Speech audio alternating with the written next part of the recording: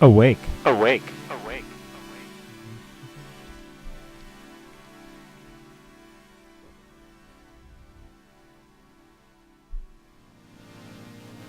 I am.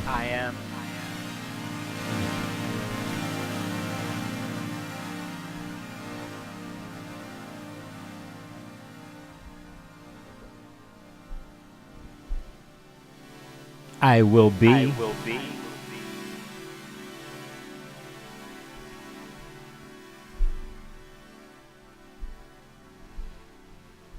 I was.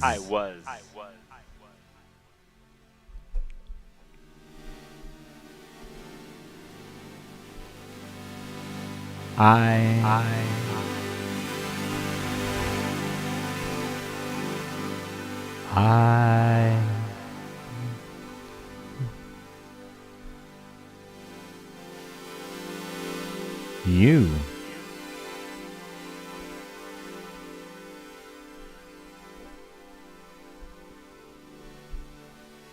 You were.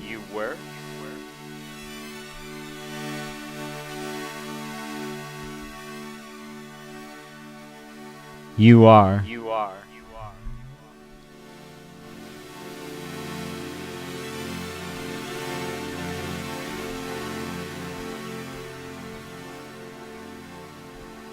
You will be.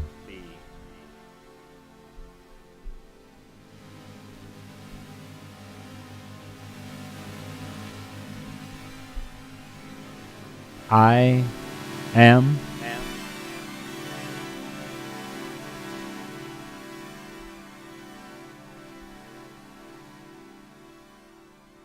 Gemini.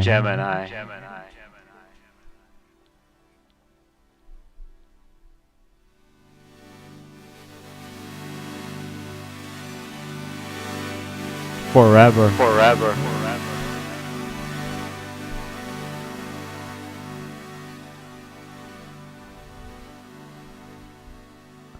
You see my wings?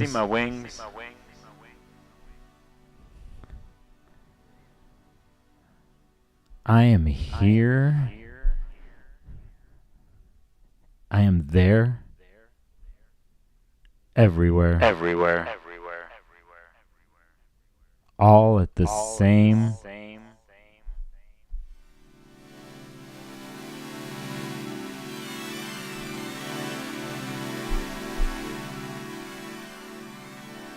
time.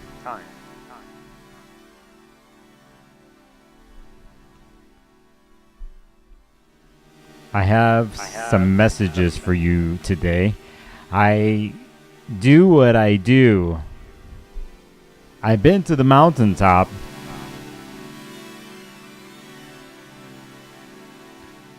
I've been to the death bottom. And everywhere in between. I am there when you least expect it. And I am there when you need me. I am in disguise. I'm the sound in your head, the voice that you hear. The Fates, Mount Olympus, Hades, all of them, every single one, goddess, demigod, whatever you want to say, they talk through me. I carry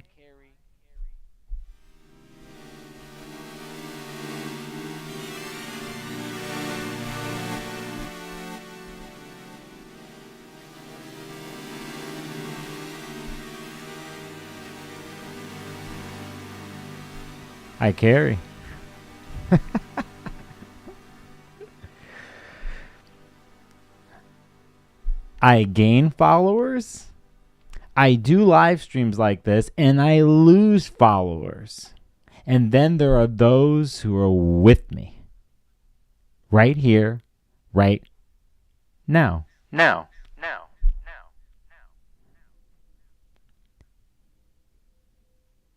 There are 10,000 plus other people on YouTube. They do not have these wings. They have their own wings, their own messages, their own followers and subscribers. For me, it isn't just about YouTube. It's the grocery store line.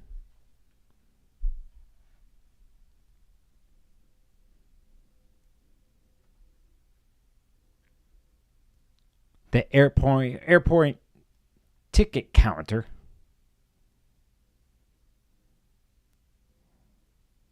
The post office. The bakery I was at this morning. That's where I am. Yesterday, randomly, I saw someone on a balcony. And they screamed out to me. And I didn't know this. I heard him and I looked up. And there was bubbles floating in the air from where they were situated. And they said, "It's my birthday." Little did the Gemini know that they were talking to the Gemini. I said, "Oh, it's your birthday. Happy birthday, Gemini." And while the bubbles were floating and the friends were there, I saw that thing. I saw that thing. That is probably the thing that people see in me.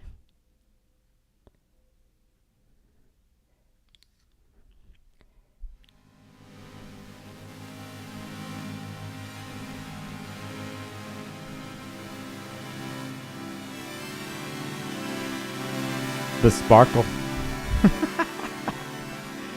They had sparkle.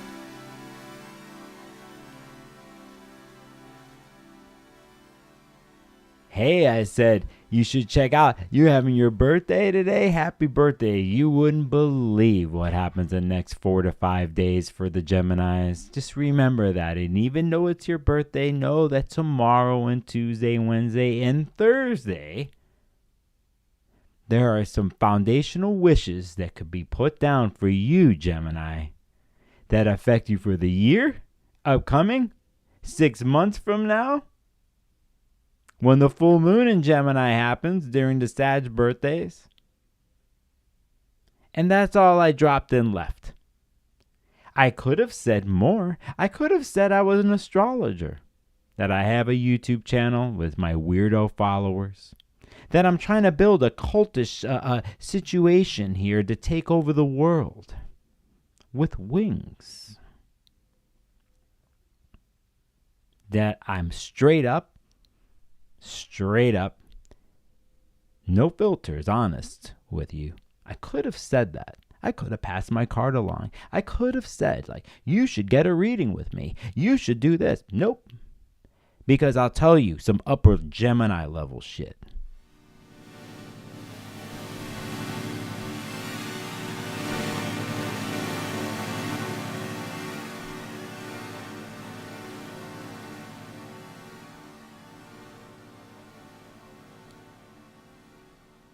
Sometimes you don't do that. Sometimes you're just a stranger at the crossroads.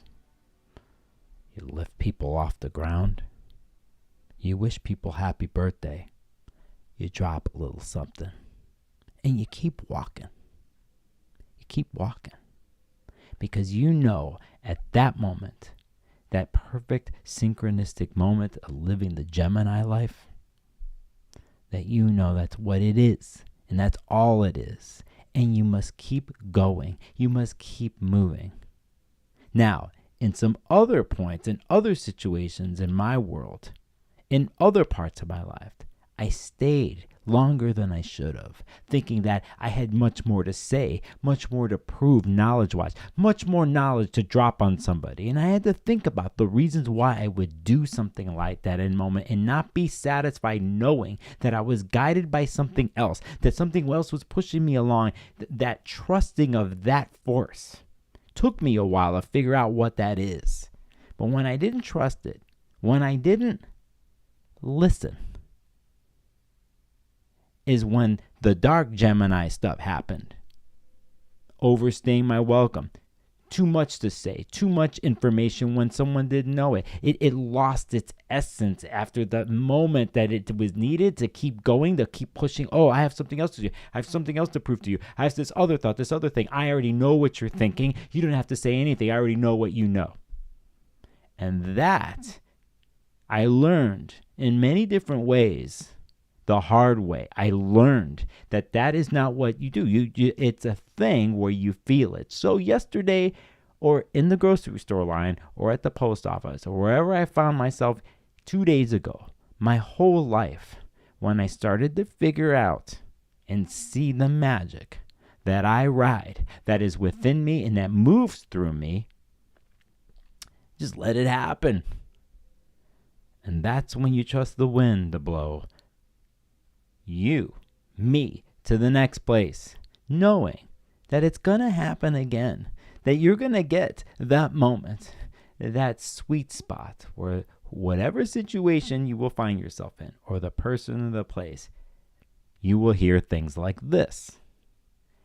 I don't know where you came from, but I'm glad you're here. Quote, last week, this is a real deal.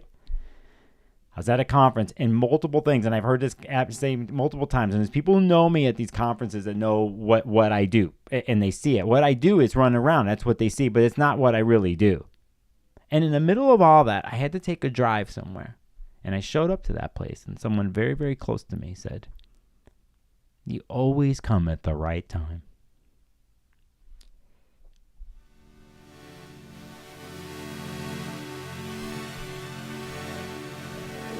That wasn't planned on my end.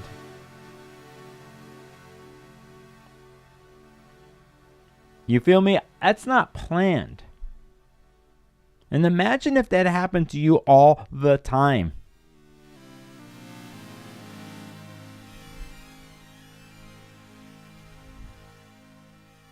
First off, you realize how fucking lucky you are to live that life.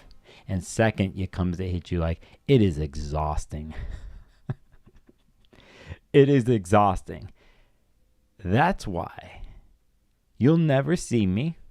There's only those who know who see me in a place where I'm recuperating. When you get a chance to see a Gemini recuperating, if in their space or wherever they're doing, if they're really doing it, you're going to see a rare moment there. It's not that they don't recuperate when they're a balanced Gemini. When they recuperate, it's more like they don't let anybody show them where they're recuperating, where they're pondering, where they're processing, right? So, it's exhausting life. And so Geminis get this bad rap. For the trickster, they're doing this, playing with your heart, blah, blah, blah, steal your motherfucking wallet. Sure, I could do that. Those are good. Those are fun. But remember, they're living a secret life. It's the secret life of moments and finding themselves in moments of, it seems like chance or coincidence. But it's every single second. Trust me. Trust me when I tell you this. There's the things that I tell you on this channel and the things I've told you in sessions. There's the things I've told you, whatever, but you'll really never know the things that I see. And the moment that I came into your world, that seemed like a crossroads moment to you, that actually was so simple, but then became fundamental because of the exchange that happened between you and I, it could seem life-changing. But for the Gemini, for somebody like me, it can become a burden. And you have to get to this place of acceptance, of living the life of the wind. It's a hard life, actually. And so when you see me or you see any other Gemini, see what else with smiles on their face, the trick, the sparkle in their eye, know that there's duality there. That there's not just a sparkle, but it is the darkest of places too. The loneliest of places. The lonely messenger. Somebody like that who knows the top, to go to the top of Mount Olympus and knows and is at the deepest place with Hades.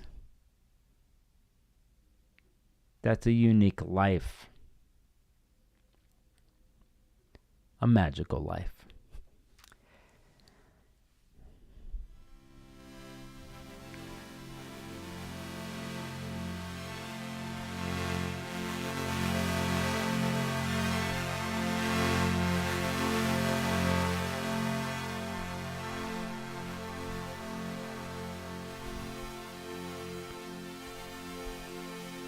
Forever. Forever.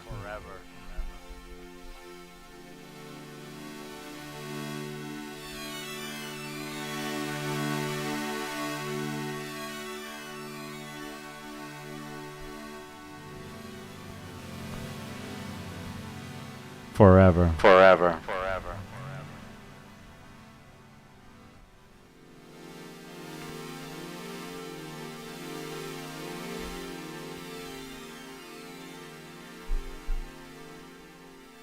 You like this thing, man? I had Mercury starting with Pluto. Now watch how the video goes, okay? I had Mercury starting with Pluto, right? Okay, here it goes.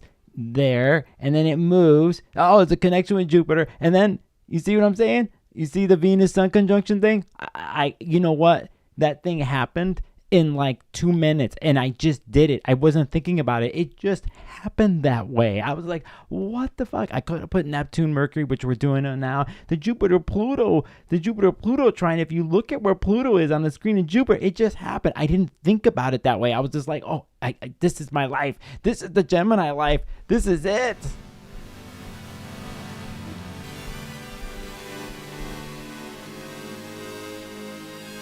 Ascending forever.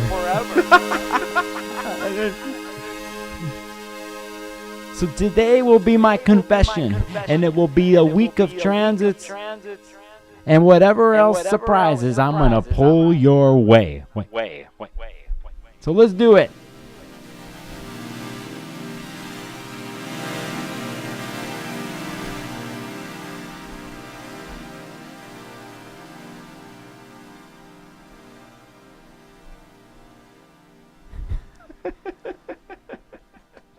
What the fuck, man?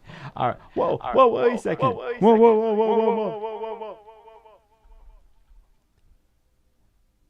There's an owl behind me.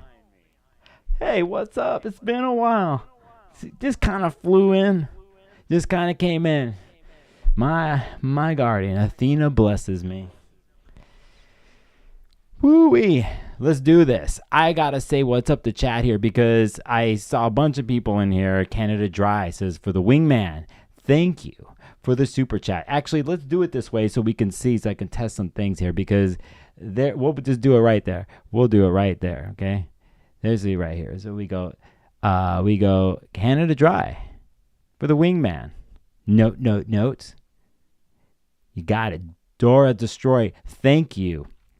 Thank you so much.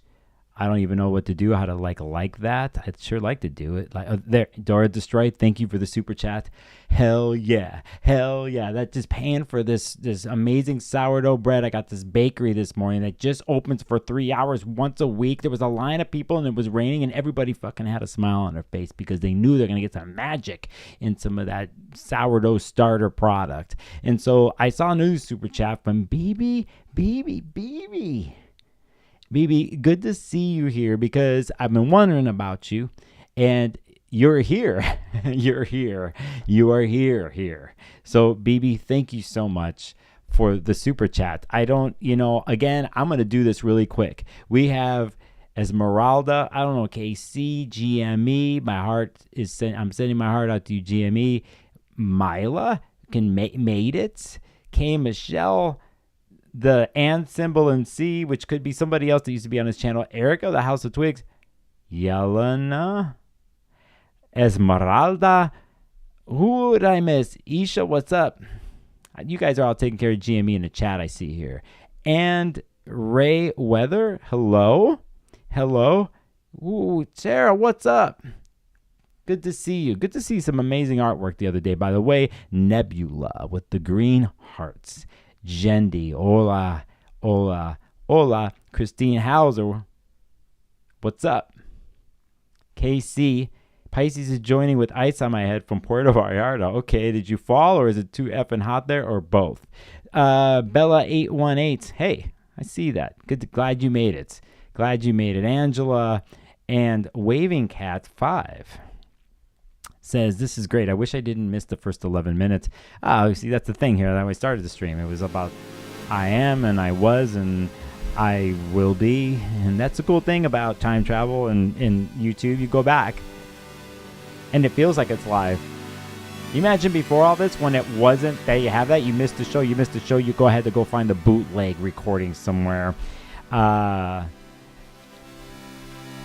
Devin, what's up, homie? Jade Peterson, Weirdo, and Isa. Good. 11T. Venus Sun has a dark side too. Hell yeah, it does. You might have to help me out with that here in the chat here when we talk about that. And magic is the truth, says Maximum Rising, because that's what this shit is. This madness. Someone's asking me when my birthday is. I'm a Gemini. Hey, Kathy Lewis, welcome. So, hey, we got some transits. What's happening right now? Whoa, this music is just tripping me out right now. It's like this rising something of something. Hey, that's what's happening. That says Pluto-Jupe. What kind of new astrology is this? Pluto-Jupe, which happened about 15 minutes ago exactly. It's kind of why I started the stream at this. I also wanted to start it with a Scorpio ascendant from where I am because you could see this on the screen here. You could see what I was doing, but Pluto-Jupe.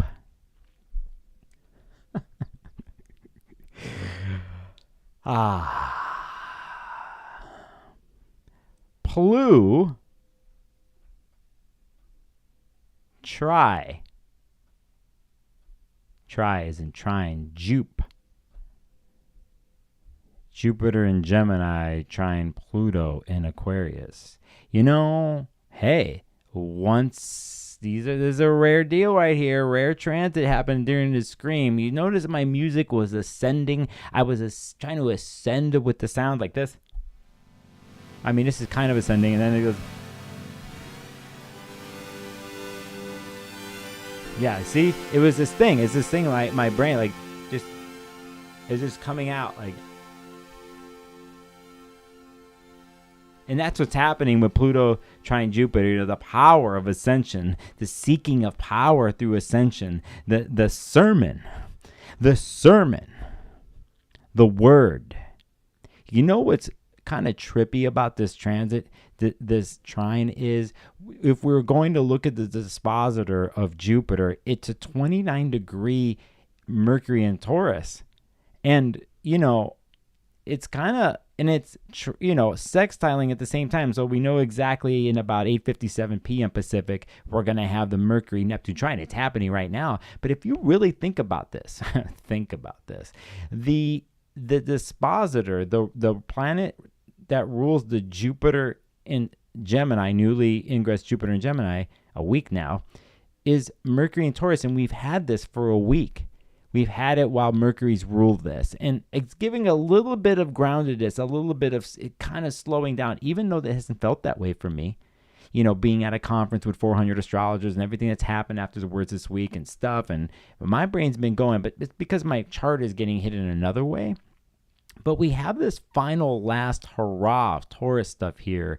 And so the ruler, Mercury, that deals with the word and how we come up with ideas, thoughts, and opinions, and how we transmit those things and how we configure them, how we come up with them, has been in this practical Taurus place. But we have to know that it's had a layer, a costume of electricity since its conjunction to Uranus when I did the live stream the other day. Right? So it has this thing around it still. And then it kind of starts to wipe a little bit of it off because of Mercury's sextile to Neptune. So these transits are all one here today, yesterday, and I think they hang around this week in one sense. The Mercury thing changes here, and we'll get to that. But, you know, the this type of situation lends itself from a Jupiter-Pluto situation of the sermon and with the message and in the energy of the all or nothing intensity of Pluto and Aquarius combining with Jupiter. And Jupiter is about the message in a sense, the higher truth, right? The higher truth, or the ambitious, boundless message of Jupiter and Gemini, and these two are combining. And this is amazing stuff. I'll say there's another part of it that you got to watch out for, but it is the sermon. And it is the sermon to move your mind. And maybe that's the intention I came in with at the beginning of all of this in this stream is my sermon, is my rant, is my thing. Because I'm like, the power of the mind collectively, what could happen, what you can do, what we could do with something like that. We could change everything. And there's people already doing it through the power of the internet. They're just using it politically or with advertising, right? They're doing this thing, and they've been doing it for a while. So you imagine now what's happening here for the next year with Jupiter and Gemini, and what the word is, what the hard salesman pitch is. Like, I could charm you into anything. I'll sell you on this one and this thing and that thing. And doing it's intensified, so we know that. But we're going to put that to the side. And at least for today, we're going to look at where Mercury is in Taurus, and we're going to look at this water-earth connection. And it's not just so up here. It's actually brought in here through the emotional space and the boundless space, emotional space of Neptune and Pisces, along with this steadfast, patient Mercury with a little bit of electricity tinge of Uranus, but combining with Neptune here and dreaming up the vision to support this Jupiter-Pluto trine. It's an intuitive, highly intuitive situation here with these aspects. And I dig this because I think we can logically think and process. But when we have Mercury and Neptune, we have a grounded, intuitive, hopeful vision here, and it's heightened with Neptune. There's these layers that are dissolved. The fog is lifted for Mercury and Taurus. There's this organic insight. We carry this all the time, but it is ruling this Jupiter and Gemini right now. Until tomorrow, until Mercury leaves and goes into Gemini, that's when things start to pop off, really. But here we have something special. The faith that Jupiter has, the different types of trustworthiness into the trusting everything and nothing of Neptune, right? We have this thing, but there's an ambitious something here. And in the end, when we look at Pluto at the bottom of the chart here, along with Jupiter, not only is the sermon there and the message to move your mind and minds as a whole, but it leads to, in the end, a planet with Pluto and the promises that you made on this stream with me, and a bigger story, as in the story of renewal. And Pluto will bring this after a certain amount of time. But why can't we have it just for today, just for this stream, that we have this grand vision between these planets, and that it's not darkness per se or a hard thing, because there's other hard things here. I'm looking at stuff in the chart I'll point out, but at least we can follow our own rant, hopeful rant, our seeking of renewal, as power renewal of Pluto and Jupiter, are the message, the ambition, the message to dream the dream and to go for it, right?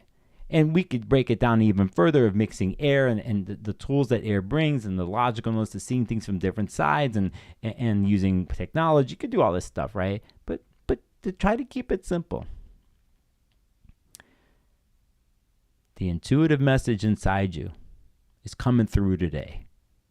And whether you watch this, you going to sleep at night, or whenever you listen to this, this carries over into this week, into the other transits I'm going to talk about, all the way to the new moon that's going to happen on Thursday in Gemini, right? So you could see the Gemini, the mercurial preparedness here, the prep here. One last aspect with Mercury in Taurus, and then Boom. We go into Gemini in la mañana, in the morning, and then we take off. And this is even happening. I'll get to that. So you feel me? That's something. What did I write here? The sermon to move the minds. Jupiter, Pluto, the faith in that and the power that's involved there. Got to be careful. What you're using it for, not to get it to take over and use the sermon to do nefarious things. Okay, that's the other side of this, right? It could happen. But to have an ambitious something, then Mercury, Neptune, to dream it up.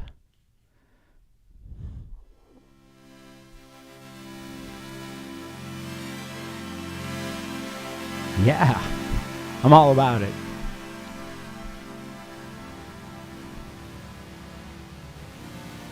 Can it be deceptive? Totally.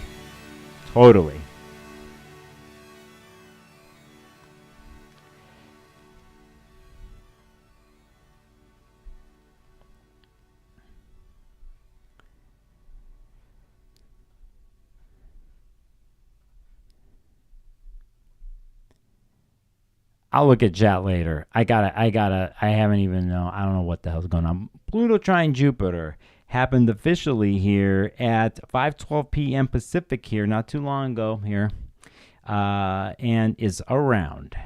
And let me say this too. Okay, let's do something here because let's look at this chart. We got Pluto trine Jupiter. Now I wanted to do this. We're gonna do this. I'm gonna do Uranus trine Pluto.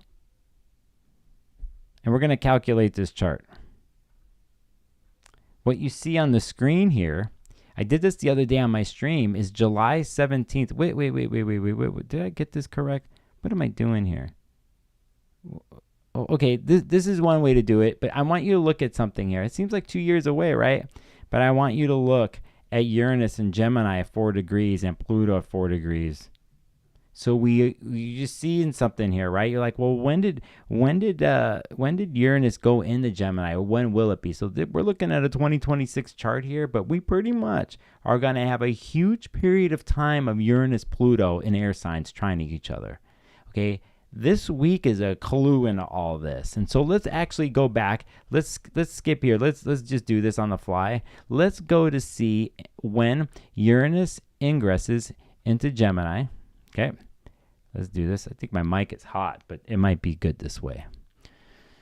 My mic is hot.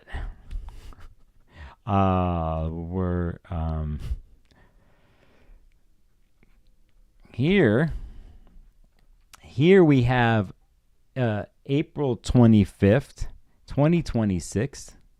Okay, and here is the ingress of ¿Dónde estás? Right here. See this? That is next year, and it's a big deal. We're out of the Taurus realm, and we enter Gemini realm for a while, 7-8 years. I can't remember what it is, but something like that. And notice, by the way, that there's a Venus went through and had a conjunction with Uranus, but it looked like it happened in Taurus. It didn't happen at the 0. It happened right before, which is interesting because at 28 to 29 degree in Taurus is where Mercury is today.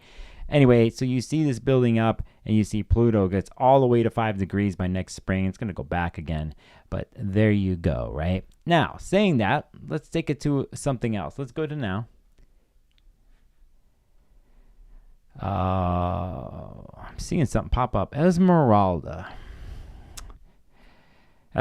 says, thank you, Nicholas, for always being you. With the busy bee there. Happy birthday to us. That's sweet, Esmeralda. Thank you for the super chat, and happy birthday to us is totally true.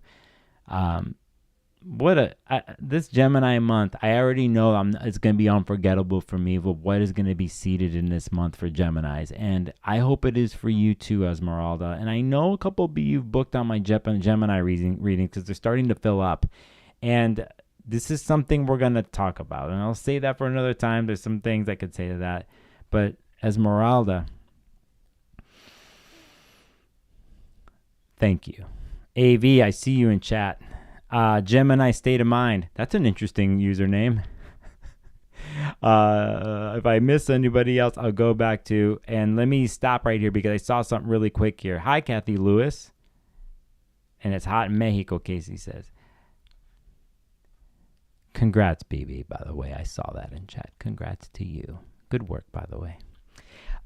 So, all right, let's do this. So this is right now, and you can, let's just see. Okay, Venus and the sun are together, not officially yet. Okay, that's coming in. You see Mercury's about to ingress, but let's stop here. Let's just stop really quick. Because on my last live stream, I was talking about eclipse stuff, and we see it right here. This whole weekend that the moon went through the node at 14 degrees, then Chiron, Mars, to pretty much today. That happened 3:03 p.m., a couple hours ago, Mars moon connection. Those of you who are heavily afflicted by the eclipses that have happened with the Aries node and Libra North node, this weekend was big. I'm sure there's something there for you to look at and what comes out of there. The very raw, sensitive weekend with the moon being in Aries and hitting all these points. Soon Mars is going to leave, and we kind of have a break from the eclipse story. We finally leave it, right? Let me just do right by this. Let me look at my calendar of when it happens. I'm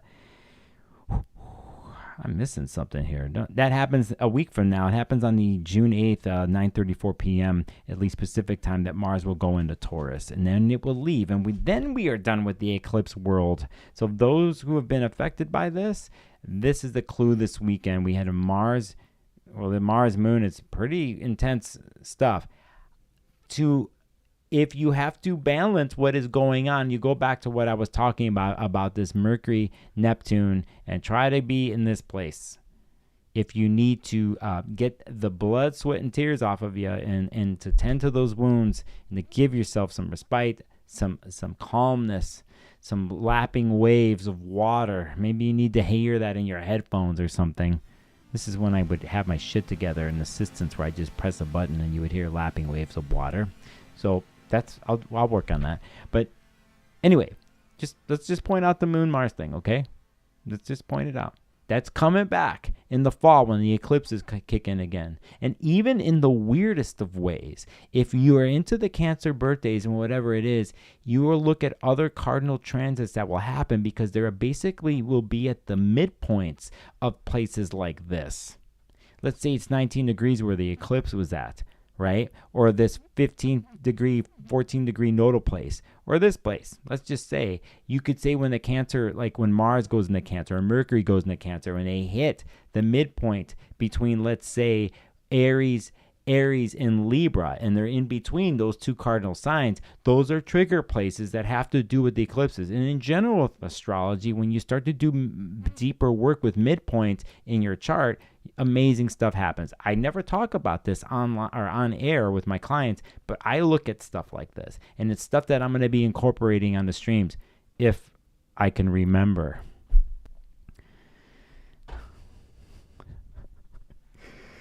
All right, let's go, as they say. Let me catch up here because I'm seeing stuff in the chat. All right.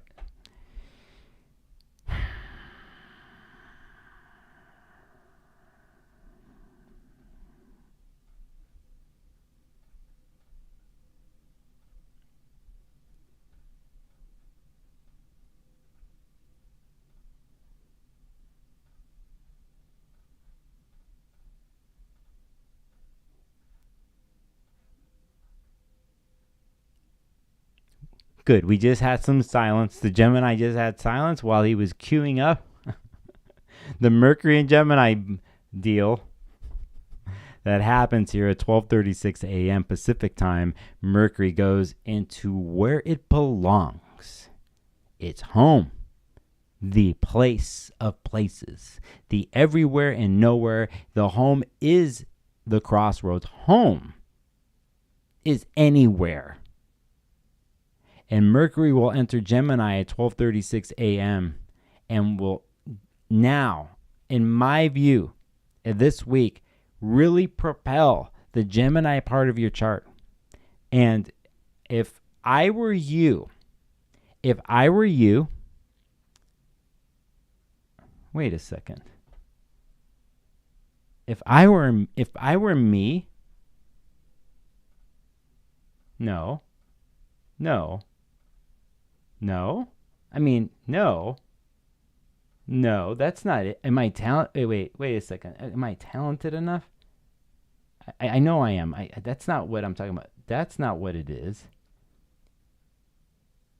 If I were you,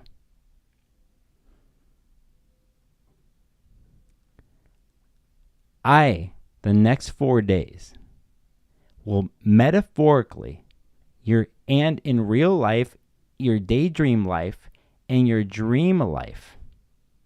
I want you to stare at the screen here and you see this.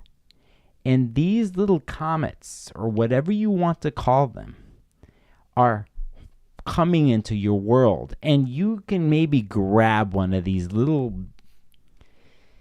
burning, falling stars, this stardust, into your world. Just got to grab one of them. Just one of them the next couple days. That wild alchemical insight that happens. Maybe you'll be tricked by something in the universe the next 4 days. Maybe one of these shooting, falling pieces of stardust, how will it enter your Gemini part of your chart this week? It is sitting there. I think it's falling right now. So it's there. And I want you to be open to this. Sometimes we think our way through things. And obviously there's a role for catching one of these deals. But sometimes you just got to flip a switch and not give a shit and just be open. And the miracles come through.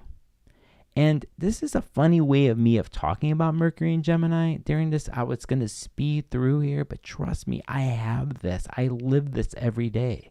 And when I'm trying too hard with my brain, I'm like, again, like I said in the beginning of the stream, you got to let that just come to you.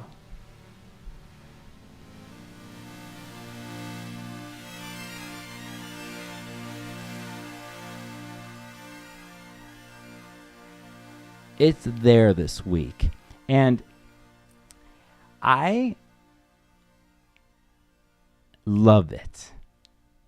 Trust me on this one.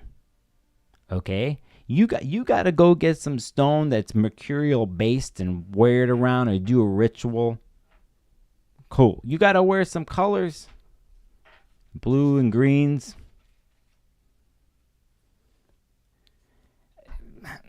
Venus C2 because of what's going to happen.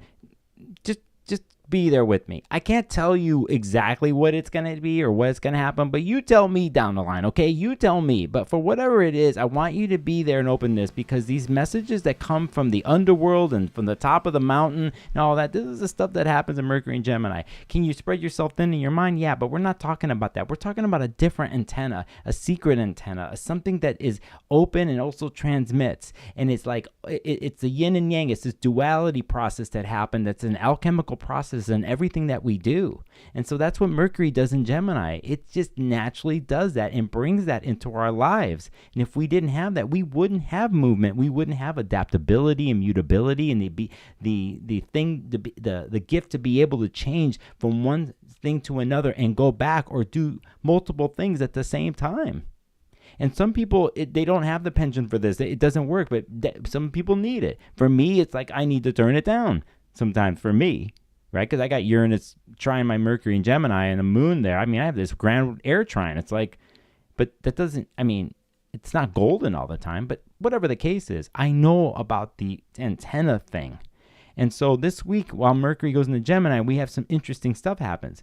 So it's, it's within hours, and I'm going to get into this, and I said the time that happens. Midnight, 12:36 a.m. I said that, and then we get into later in the day.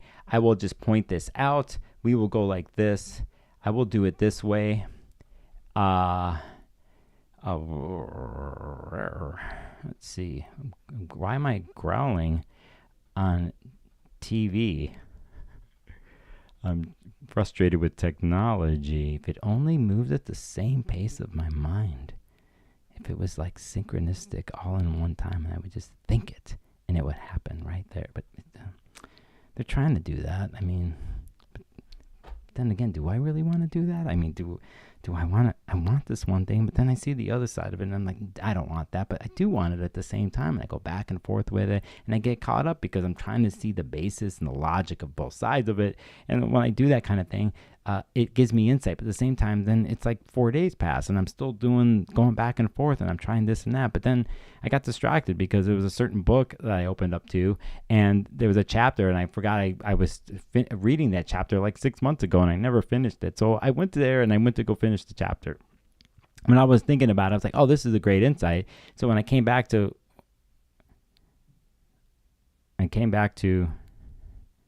well, I was doing a duality thing. I was looking at one thing I liked and the other, and oh my God, I haven't even eaten. It's been 8 hours. Last thing I ate was like a chocolate chip cookie. I mean, no wonder I can't figure out which side to pick. I mean, is this what Libras go through all the time? I don't know. Libras, man, don't even get me started about them. So it's Libra moons. Oh my gosh, they talk about a chess players. But little do they know that us Gemini, we see right through their thing, so we deal with it. And they act like we're dealing with them, but we're actually we see their tricks because we are the tricksters. We are the thing. The lies we leave about playing tricks, doing one thing and another thing at the same time. Or I'm smiling at you and I steal something from you, or I say I love you, but I didn't really mean it the way you thought it was. But for me, I'm thinking about love in a wider, grander thing of just like the love of everything. But you thought it was the I love you, and it's like, and obviously you probably have your Venus in some sort of fixed sign because that really means something. But me being Venus and Gemini, I love everything and everything. I love the cat, and I love just as much. I mean, why do I have to put levels to all this stuff? But regardless, it's like I see what the Libra moons are, and you Libras, whatever. I'm not trying to josh on you. I mean, you're hot. But your minds and our minds, and we get along. So whatever the case is, I don't remember what I was talking about, but whatever it is, it's good, and you'll be fine.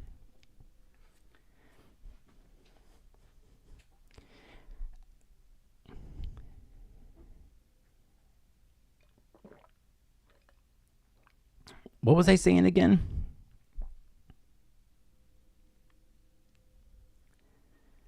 It's 7:50.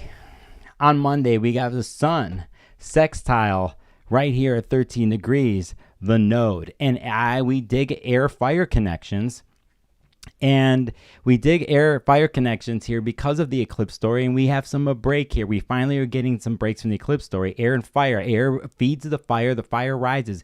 The North Node being in Aries with Mars and Aries there, this is high-level thinking stuff, but very precise and to the point. There's an opportunistic vibe here with this aspect. That's why I like the beginning of this week. A lot of people might say everything's all over the place and changing, just like what I just did I don't know what I just did for the last minute, but do you see what I'm saying? So anyway, here it can get locked in. It can have no filters, by the way.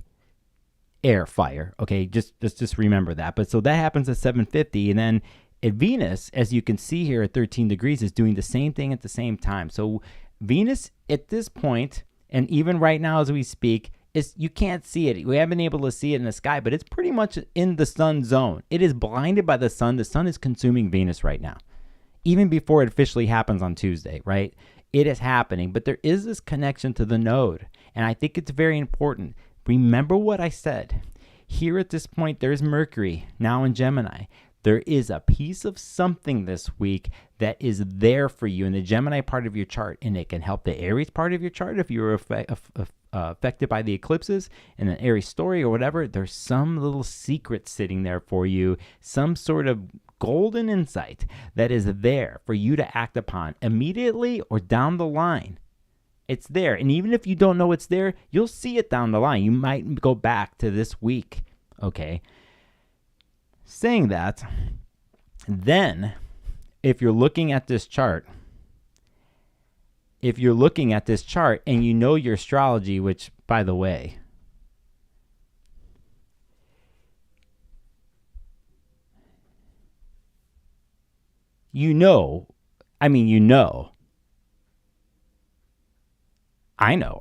I know. But if you know your astrology, and I know my astrology, it doesn't mean that we know. We're learning. So we are in knowing, which is open-ended to learning. but it can feel very, at the moment, like we know everything. Okay, so saying that, let's get back to the broadcast. So if you know, you're looking here and you're going, yeah, Mercury, well, now it's in Gemini. And we know this, 0-1 degree place of Pluto. And now here, the messenger Mercury gets to start to disseminate the messages from the Jupiter-Pluto trine that's happening. And Mercury is the carrier. And Mercury, get this through your head, I think is the most important planet in the next 12 months because of what it does naturally and what it will do, as in going through signs, speeding and slowing down. Very obviously, Mercury retrogrades that happen in fire signs,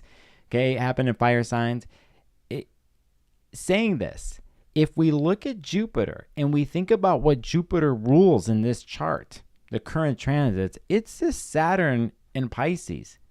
So there is a connection, and the connection happens to really solidify itself in August when there's the first Jupiter in Gemini square with Saturn. So we have many different multitudes of insights that can happen here, but I'm showing you the little things that I can't stop thinking about.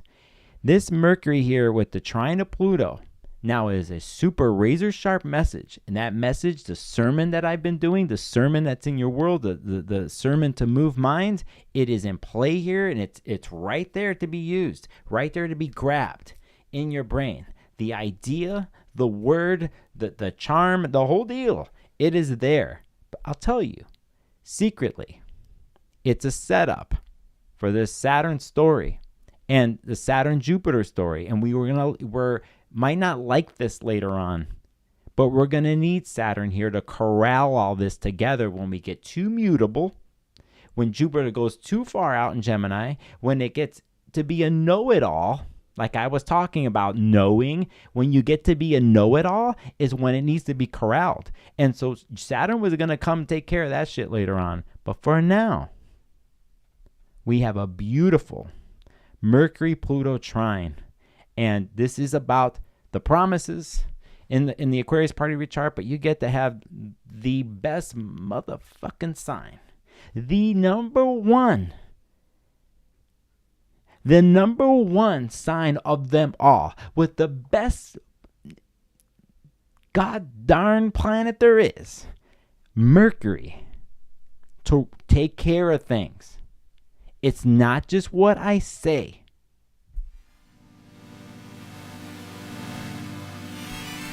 It's not what you say, even. Just a little bit.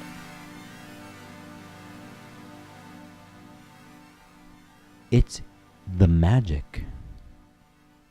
The plants, the process, the tincture, right? The elements mixing to conspire to. That's what Mercury does. If we don't have Mercury, we don't have astrology, we don't have shit. We have this little planet closest to the sun that seems like it plays games, but really knows its way to the underworld. But it really knows the process of light to dark and the mixing of the two of what makes us human. How we take spirit and matter and we put things together. These are things that little Mercury over here in Gemini. That's why I'm saying for you to be open to what is happening. And if it's open, maybe it's something you already know. Put it into play this week, okay? Put it into play. It's sitting there. Go in the lab and concoct the potion. Drink it.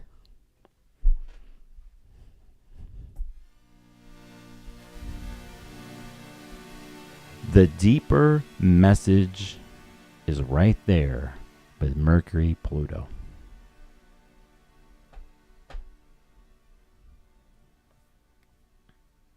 11:12 p.m. Pacific. We're going into June 4th when this happens exactly. Which leads us to a place. Mercury leads us to a place.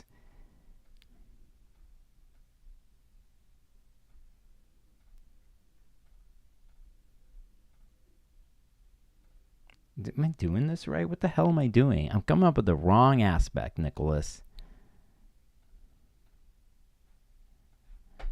it leads us. Oh, wait, what the? There. Jeez, I didn't even know that was happening. See, I'm not even paying attention.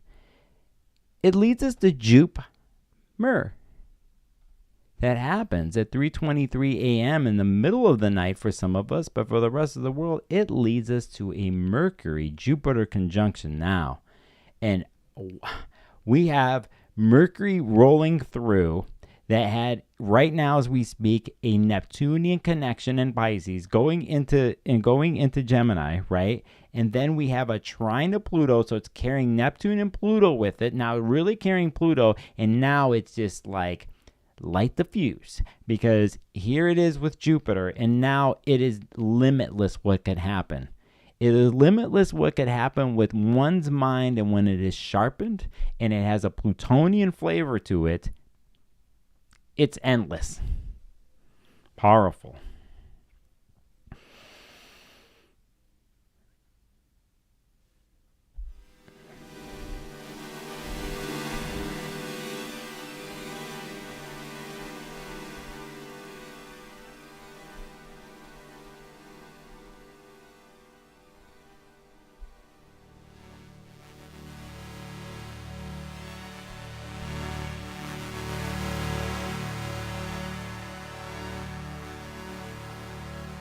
I seek freedom, and I see freedom in you.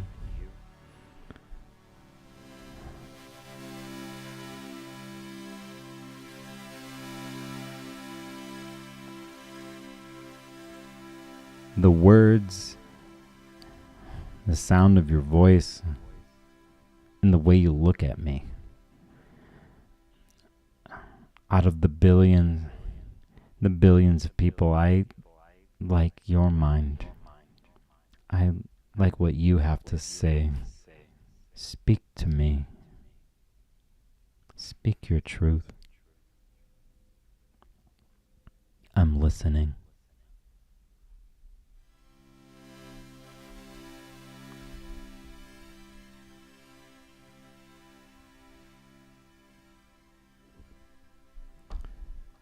Speak your truth to me.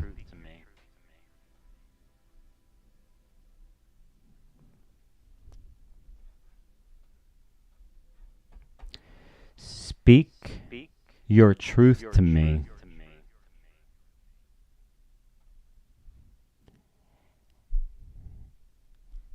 Speak your truth to me.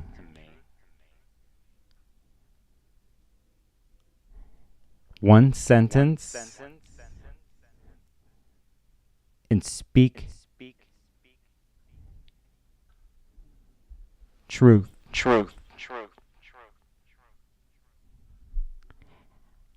I'm waiting.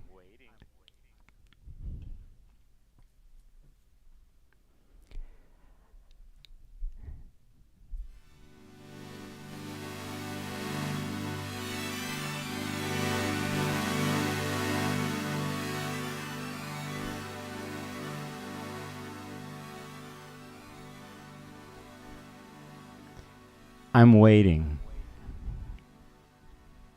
And while I wait,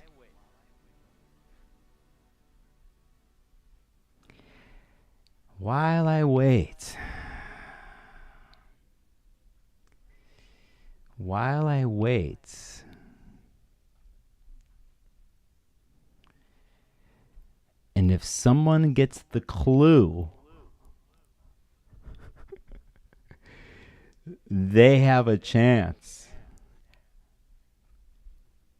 This echo thing.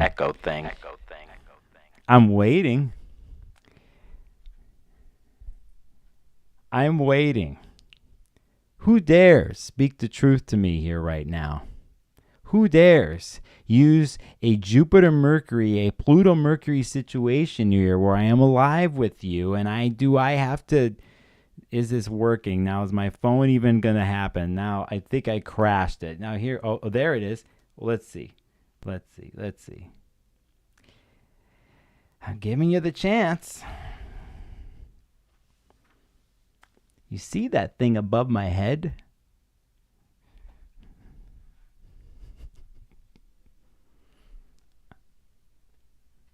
Any of you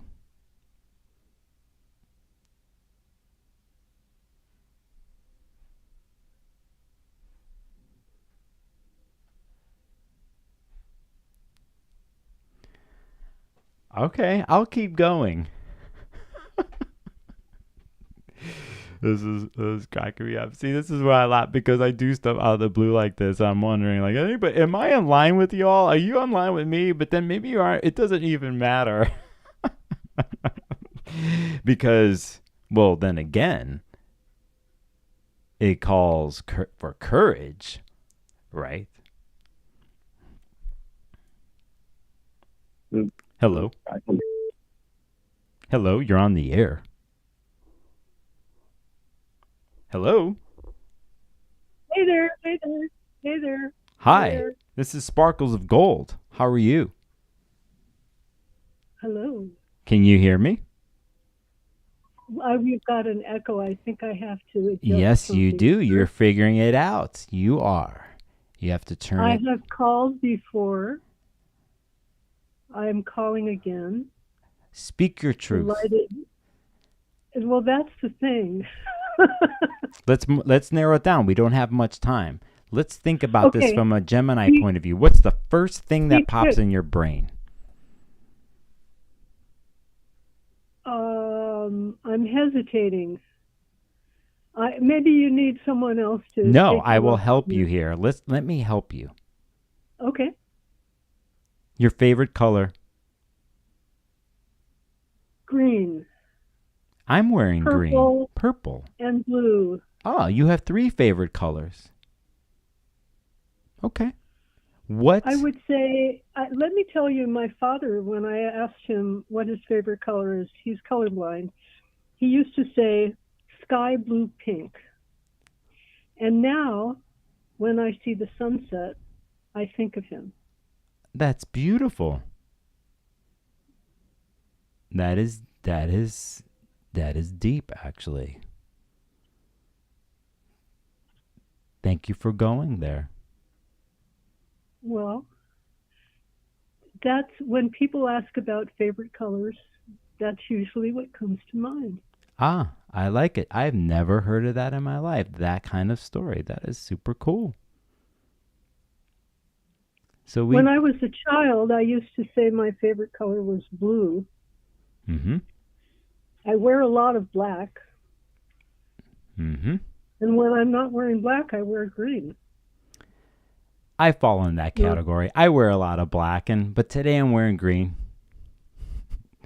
But I'm glad, because I'm going to see if anybody else is going to call me here. But I am glad that you called me. And it right in the beginning, we didn't know, but we ended up somewhere in this. And we went with the first thing. I asked you a question. You went for it. So I want to thank you for that. Just one other thing, Nicholas. I always feel kind of sad when you talk about how much you're struggling. I've got a lot of Cancer energy, so So you're feeling it. I feel it. I do. I get it. feel But you know what? Before we get off the phone here, I'm good. I'm just honest.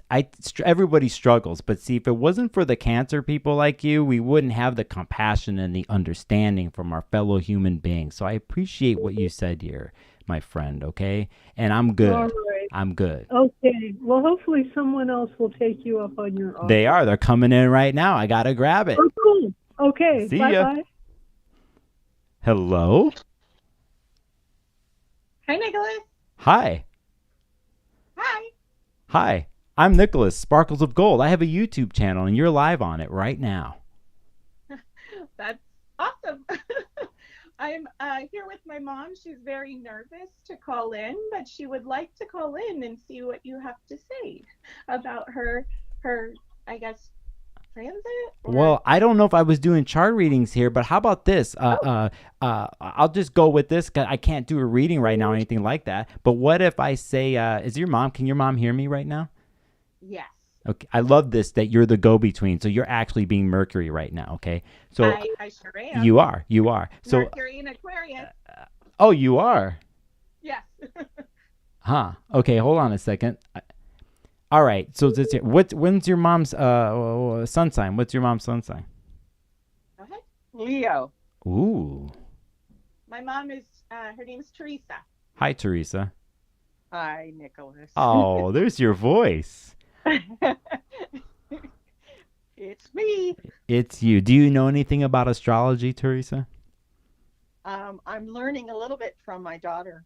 Ah, okay. Okay, your daughter's not going to answer this. She's listening, but I'm going to ask you, okay? What is one thing that you know about astrology recently? Something came up. Doesn't have to be complicated. I'm just curious. Anything that pops up or something about Leo? Well, it's the fifth house. Oh, I see why you're saying that. Um, in generally, in astrology, it isn't. That was a new way of thinking about it. They kind of were equating Leo with the fifth house, so technically it's not there. But let's just say if you actually have a Leo fifth house, then it's something. Okay. Let me ask you this: because you were a Leo, what would you tell Leos out there watching and listening right now? Like you're based on your experience as a Leo. Is there any simple, quick advice you could give? Leos. They kind of vary. Um, well, the one thing that with my sign, it says that that I do this, I'm like this, and I don't totally agree with it.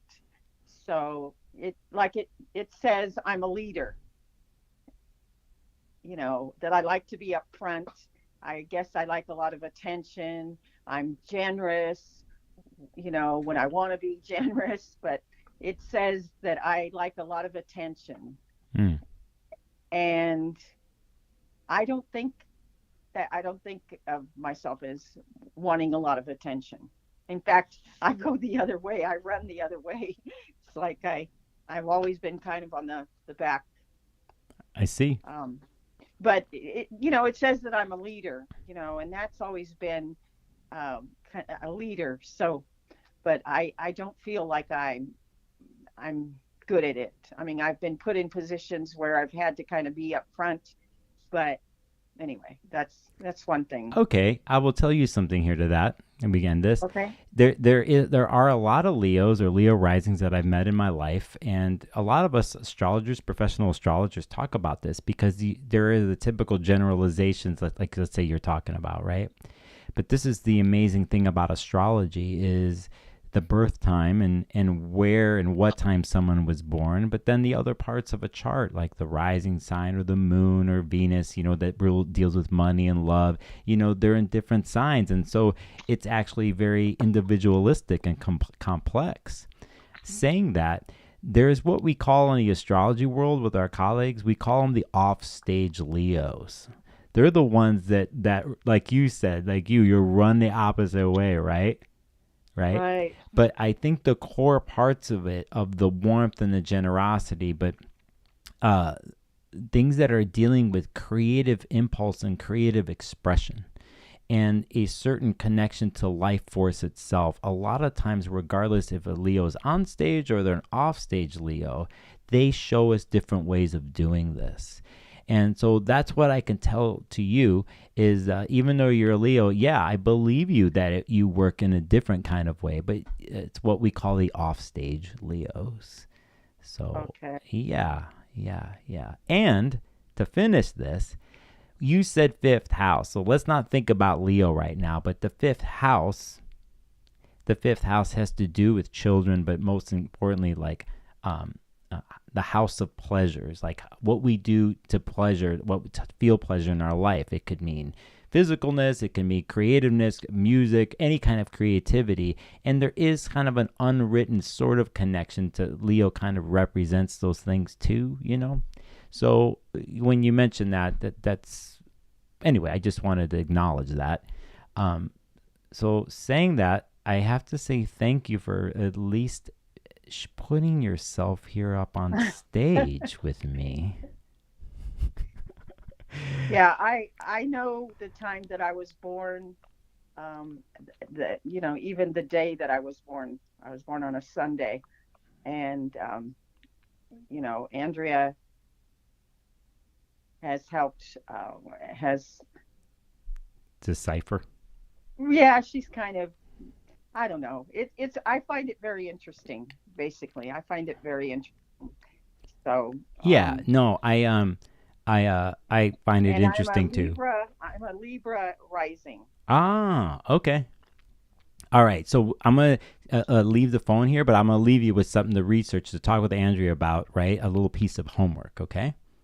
Okay. Okay, you are Venus ruled, as they say. So your chart ruler is Venus, okay? And so when you get off the phone with Andrea, she will tell you where you're Venus, or you're going to go find out, and then go find out, live that. Go, oh, I have Venus in this sign, and I live this kind of thing. And then that's one simple, great thing that you can dive into a little bit more. Does that make sense? Yeah, that will be interesting. Yeah. Thanks for calling. Okay. All right. Well, thank you for talking with me. Thank you. I'll see you.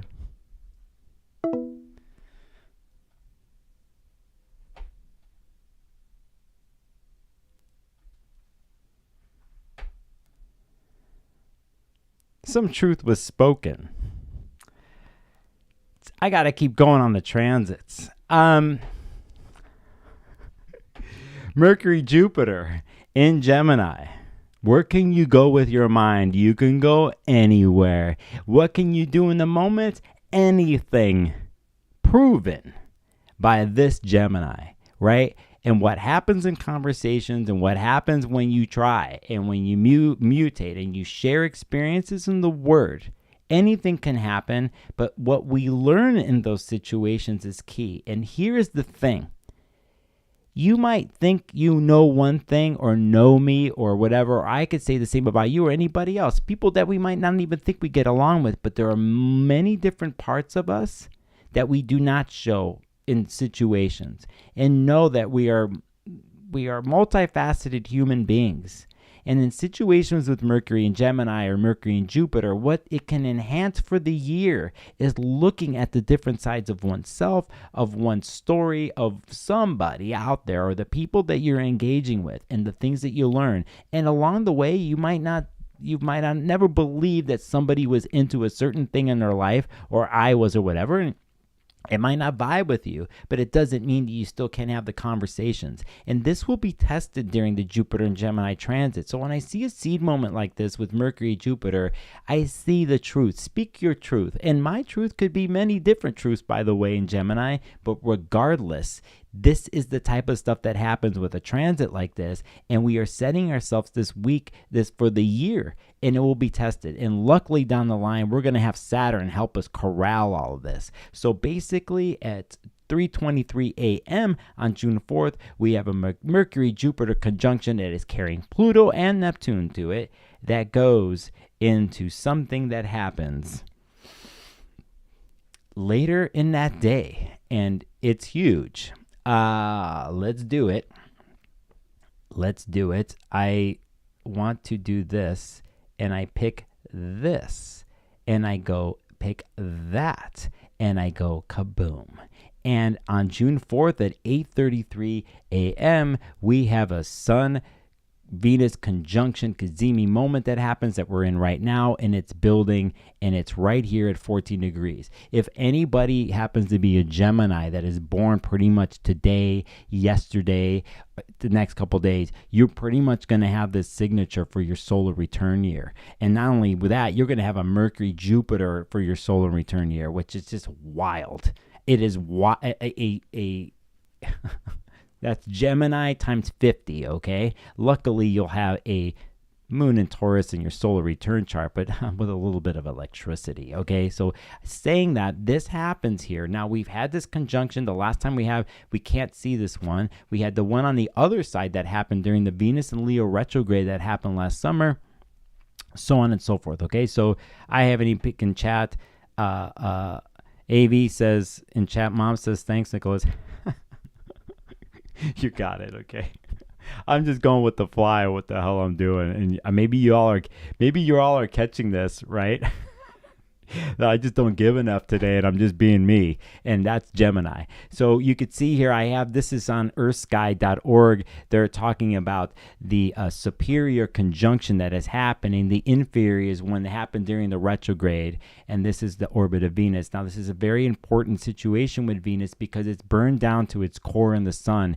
In one sense, Venus is loss here that happens in the sun because there's a metaphorical death that happens. And at the same time, there's a rebirth moment and this moment of ultimate purity that happens when any planet is conjunct the sun. So there's different sides of it, and it's a process. Sometimes it could be very illuminating for people who are directly affected by this in their chart. Other times it's hard and dark, but can lead to illumination. But I just shown you the both sides of this. Anything like this is beyond words in my mind. Even though this week is about them, I think this is a big deal. So we want to take a look at this superior conjunction. This is on earthsky.org, by the way, because that's a great site. You should follow their IG. They're really good. They're doing this stuff this week because in the morning a lot of planets are visible, that kind of thing. I won't get into that, but you can see it says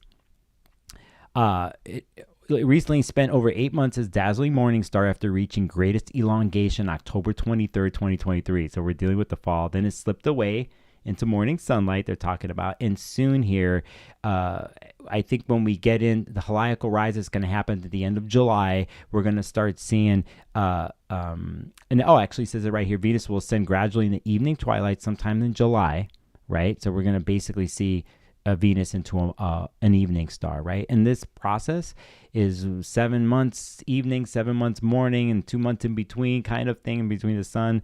I could be getting that off, but I just want to point this out. This is a big deal. There is a major Gemini moment to hear that happens as it's happening now with everything that I've talked about on this stream. Then we have this beautiful, perfect symmetrical thing that happens with Venus and the sun. And this is all happening, this week. And, again, let's point this out right here. We have Mercury, Jupiter happening right here, right? And this is the thing we need to take a look at. We're looking at the moon right here, and we can see that it's pretty much in a balsamic phase already in relation to the sun. That is the last phase of the lunar cycle, because we know and we see that soon the moon will be in Gemini, inching up towards the new moon that's going to happen on Thursday. So I'm not giving this justice to Sun Venus things. A lot of people are doing videos on this and stuff. I just don't have time. But what I do want to say is, when you're looking at this and we were to look at the ruler of here, it's the Mercury Jupiter. And so there is, that insight I'm telling you about in the magic of Gemini and the alchemical process that happens, that is infused with the Sun-Venus conjunction in Gemini. And what will appear and what can appear for you in that part of your chart, and especially if you have stuff at this degrees, is pretty intense. But if you could take the Mercury and Gemini view of it all, or the Mercury and Jupiter view of all, the ascension of the mind, that sermon, the dreaming up of something, the going for something in the mind, propelling oneself, and remembering that even though Venus is going in the sun, Venus rules harmony and love, and the way it wants to do that. And so in this death and rebirth process, there is beauty in that. And if you can accept that and accept what comes through that, then the true alchemical change is birthed from moments like this. It's hard, though, for some if they can't think. Let's say they're a Gemini that just has a way of doing Gemini, and they're used to doing Gemini, and it served its purpose, but it's not anymore, and it's just too out of sorts and too scattered. A moment like this can be a huge reset, but it depends on the person and if they're willing to let that go. If they're willing to let go of that power, what it was. It seemed to be powerful, right? So for me, I'm even thinking about this week of how I do Gemini. Right. And I've been honest. I got my books open for this major Gemini reading for Gemini risings, Jupiter and Geminis. People are booking. It's great. But come July, I'm turning off my calendar for the first time in a year for 3 weeks or whatever it is, because I know what's ahead of me with this. And I've done so much counseling and readings and YouTube. I instinctually know that even though I flow as a Gemini, you would think I will double and triple down on a Jupiter, Mercury in Gemini position or any of this, but I know it's a longer term story. So for me, I'm going to take a break. I have to settle my nervous system down, clear my brain, clear and ask myself why I'm doing this. I know why, but I have to go through the process. And for me, the process is nothing.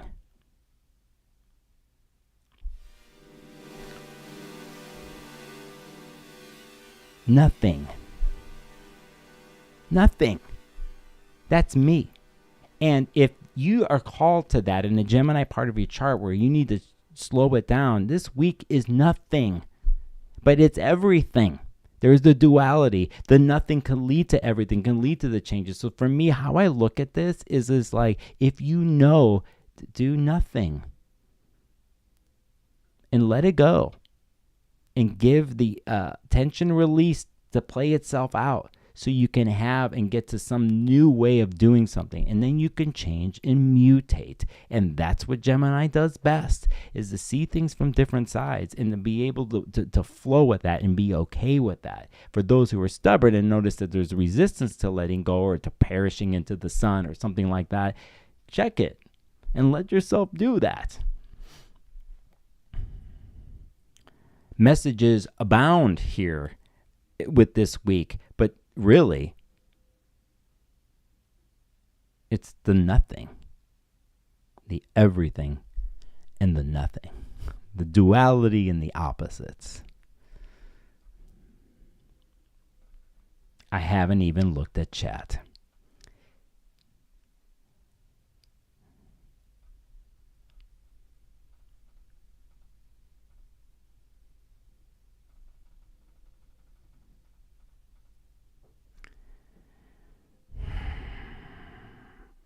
You'll see here on the Wednesday that the moon goes into Gemini and starts off now, the moon going through all of Jupiter, Mercury, Sun, Venus, all the way to the new moon that's on Thursday. The interesting thing is then we have another moon. We have a connection to Pluto that Mercury and Jupiter just did, right? We know there's going to be connections with the moon to all the Aries planets. Pretty good stuff here from the fire-air perspective of movement. Again, the insights are sitting there for you this week. Most importantly, the sneakiest thing this week, the coolest thing, is we still notice that the moon is in the balsamic phase before the new. And for your Hecate worshipers and people who are there, worship or you honor Hecate or Hecate, what happens during the balsamic moon is another version of letting go and trusting for whatever to come next, the natural processes of change, of death and rebirth. And we have this in several different ways this week. We have it with Venus Sun, and we have it with the Sun and the Moon in Gemini. And they're all ruled by the effing most perfect planet and sign there is in the universe. Biased. The Mercury in Gemini alchemical trickster process. So, you feel me now? Am I preaching to you now? Am I two hour and a half into the stream where you're getting what the real Gemini gist of it all is? Forget the trickster stuff you see on the outside or Kanye's fucking lyrics or all the bullshit. I don't care about all that stuff. What I care about is knowing that you out there know that you are a magician, a sorceress, a witch, whatever label, whatever cosplay character you want to be, you are that.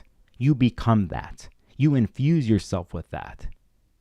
And that is life. If you, that type of thinking, that type of thing, you have a thing that you are not agreeing with or you don't like on the other side of you, become the other side of that. Know what it is. Know why you don't like it, where it's coming from. Is it pushing a button from an old story with inside? It doesn't mean that you have to subscribe to somebody else's thoughts or what you don't like. But if you could see the other side of it, you have a better understanding for the deeper reasons of the meaning of things. So Gemini isn't some half-ass fucking planet. You know, it has meaning too, okay? It's not just the Sages that have it, okay? But Jupiter's in this place.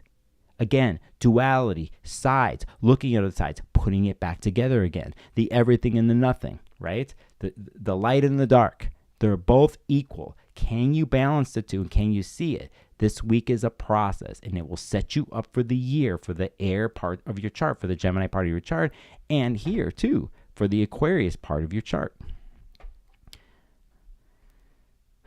Sermon continues here. And when we get here, and I'm gonna have two more things to talk about because I didn't even do it this way and I went on a fly, is basically here we have the new moon here that happens on the 6th. Here now we are at this beautiful place of 16 degrees.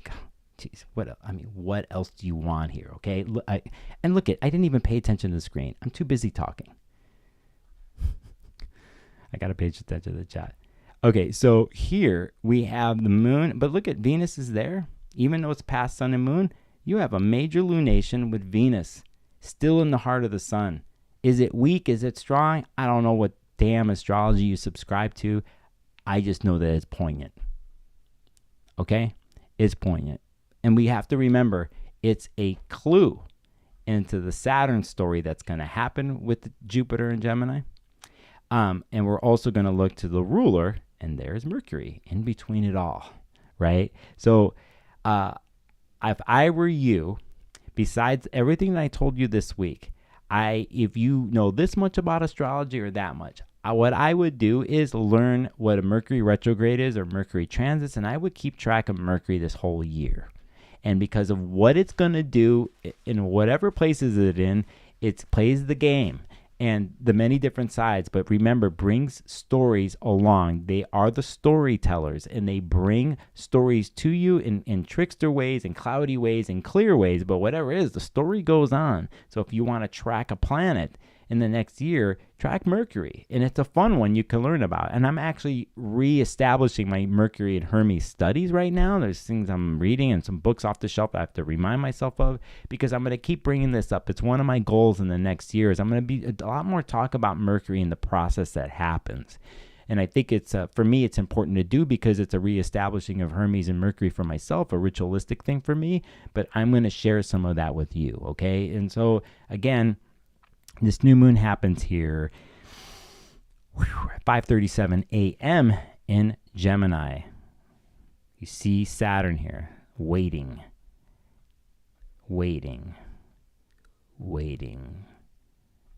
slowing down, wants to slow down, slow it down.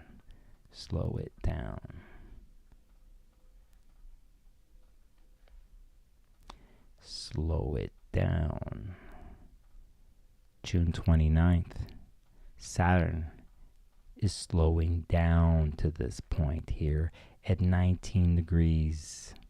It will go retrograde in June. So at this point, it is slowing down. Do you feel me now? Do you see what I'm saying? It is slowing down. And it actually is part of this new moon that happens.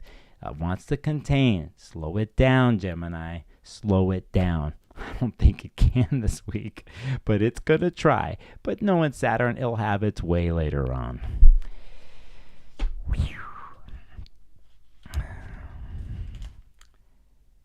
Do I stop talking?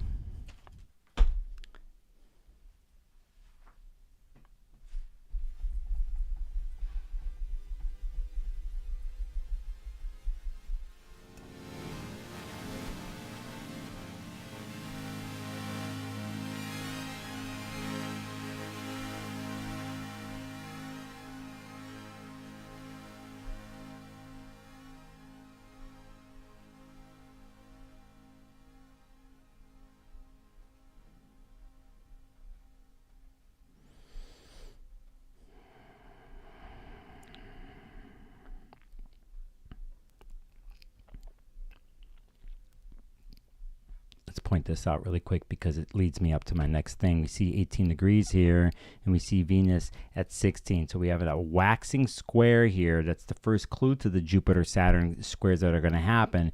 And that officially is going to happen on Friday, Saturday, June 8th. Saturday, June 8th. No. Why do I have... What is going on? I don't like this. SOS. You could see here at 1:25 a.m. A lot of these aspects are happening in the middle of the night for the West Coast this week. So here we go with Saturn at 19, stationing slowly here, and Venus here at 19. First clue into the Saturn square of limiting the mercurial mind. Maybe there's too many little relational situations for Venus and Gemini, and Saturn is like, nah, they're going to put down the clap down, and we need some structure and stability on this. You need to take responsibility for being Gemini, which means usually you have too many irons going on in the fire in your mind, or at least with Venus, too much relationally going on and scattered, where then it's just surface level fucking word salad and it doesn't go anywhere. And it's like, I see you and I gotta go. I see you and I go, and there's no depth to it all. And Saturn wants to slow this down. And remember, in August, Saturn will do its square while retrograde with Jupiter. So we have a clue. All in 1 week, in this week, we have every single like major aspect or some sort of story that has to do with the Jupiter and Gemini story and Gemini story for the year. We all get the first preface or the clue for the year. It's all in 1 week here. It does its aspects with the Gemini stuff with Aquarius, Pluto and Aquarius, the Sun Venus thing, the Mercury thing, the Jupiter Mercury thing. The new moon sets it up for the year, and then we got the Saturn thing that's part of the new moon and then part of this Venus square. So you have it all. It's all mapped out for you for the year. And you're going to come back to this month, and you're going to be like, oh, I remember. You know, when down the line when Jupiter and Gemini goes retrograde, and there's a second square that's going to happen with Saturn, so on and so forth, okay? When the Mercury retrogrades happen, you're going to be looking at this week. You're going to be looking at this month. I'm going to be doing that, and that happens here at 1:25 a.m., and later that night, Mars will go into Taurus. I could keep going, but I'm not, because I'm done with this part of it all.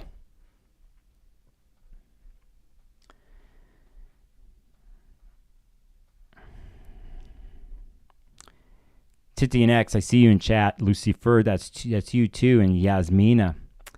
Thanks for going there. You too, Yasmina, Gemini friend.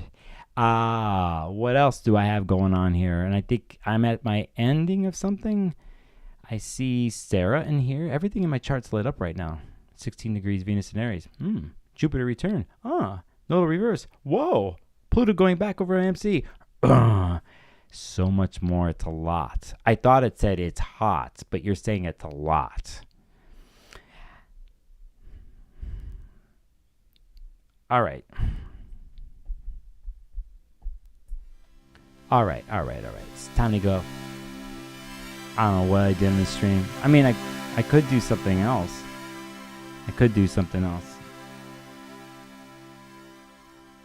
I was actually going to source keywords and do the Canva thing up on screen, but I purposely was going to be like, how much Gemini can I do in the stream?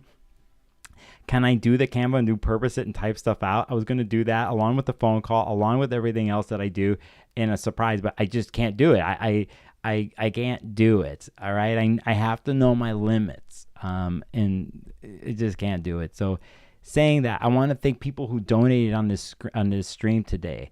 At the top of my chat window, you could... Let's just do it this way. I don't know what the fuck I'm doing it that way. What's going on here? No. Let's just do it this way. I got these readings going on as always, but I got these Gemini readings. Gemini writing special reading. I'm focusing on Jupiter Gemini. I am, because I'm going to do some special stuff transits for the Geminis. And that's the deal. I've had a bunch of people book here in the last couple of days. Thank you. And there's still some time left. And then I'm going to put the calendar. So if you're into that, if this calls that is falling into you, but in particular, you can book this. If you're not a Gemini, I'm sorry, because people who know this channel, I do specials for certain signs, so on and so forth. You're all special. But that's what's up. If you're ever thinking about getting a reading for me, fine. I also got these funny packages still. I think I still got them on sale. It's like if you got the cash. I got these yearly packages. Maybe I don't have them on sale where you get 4 readings at once. I might be discounting these again. And a lot of times people are using these to do coaching with me. So we talk about astrology, what I know, or a particular project they're working on. They got 4 readings. You get to use them anytime you want in a year. It's a great way. I work with certain people who can do this. Now, saying that, I'm going to drop this in chat. Saying this, it's important for me to be honest about something else. Okay?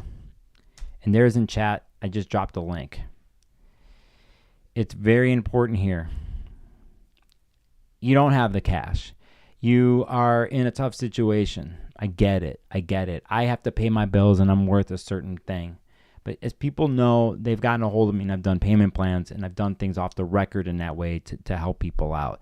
So, I'm down with that. I can only do so much, though.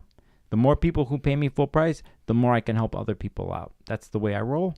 So there's that. If you're watching, don't be afraid. Go into the copy. There's a couple ways of getting a hold of me. You want to help me another way, do super chat. I'm going to, on my break, I'm going to decide whether to keep doing Patreon or open up memberships here on YouTube. There's that way you can help me. Somebody told me to put up an Amazon wish list of stuff, and, I could do that, but I don't know. That's too much. I'm not going to do that shit. I want an iPad, and I want a Mercedes-Benz fully stocked $150,000 camper van to travel the world and you know what I mean? What the fuck? It's like, you know what I want? I want you to look at the Gemini part of your chart, okay, this week, and try to be a freak, okay? Try to be like, not like me, but move from one place to the other. You got to move something in your room. Let's say you got a Gemini 4th house. You got to move stuff around in your room. Move it. You're going to move it again. Let's say you're a 4th house or 10th house Gemini person. You're going to have a lot of movement in what the career means to you in the next year, or what it is, or what you're the authority on. You can be the authority on not on just one thing, multiple things. Just don't get too scattered. Wherever the Gemini part of your chart is, this is the week. This is the week to put it together. And then it will get sidetracked. It will do stuff with Saturn down the line in a year. But trust me, you're going to be thankful for what I'm telling you down the line, because you're going to check in on this week and the things that the thoughts that came in, the things that you seeded with the new moon, the letting go that you did with Sun, Venus, and the balsamic moon in Gemini. All these things mean something. It is not surface level shit. It is a bad rap that Geminis get as surface level stuff. There's Geminis out there who don't have their shit together because everything is surface level. But when you catch it the right way, it is not. It is some of the deepest stuff that you will come through. It's profound. You just don't think it is, or you get tricked into it is. So trick yourselves into profoundness this week in the Gemini part of your chart. It is there, okay? You got some questions to ask about this? You hit me up. I'll do my best. I gotta catch up on emails. I got stuff to do for ESAR. And by the way, the other day I promoted ESAR, the astrology organization, and some of you actually joined. That is some courageous shit right there. Go, if you're a member now and that special is gonna end in about 3 hours, the discount code, go hit those videos up. There's 400. You want to talk about Gemini information overload? You can go do that and watch your NorthNode lectures and watch YouTube and completely blow your mind out with astrological information. And after it's all done, you're going to be like, what the hell just happened? Do I even remember anything? And then you're going to figure out that's not exactly the way to do it. Okay, so saying that, I'll make the camper van swim. I see that. All right. Sorry everybody in chat. I didn't stick with it fully here, but I was on my weird roll. I see Megan in here. I see things. My iPad. Hold on.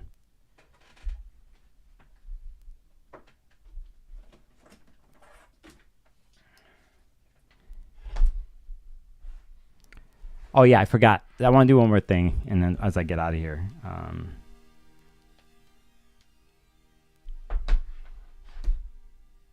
iPad better be effing charging here because I gotta go out. Oh, the SOS.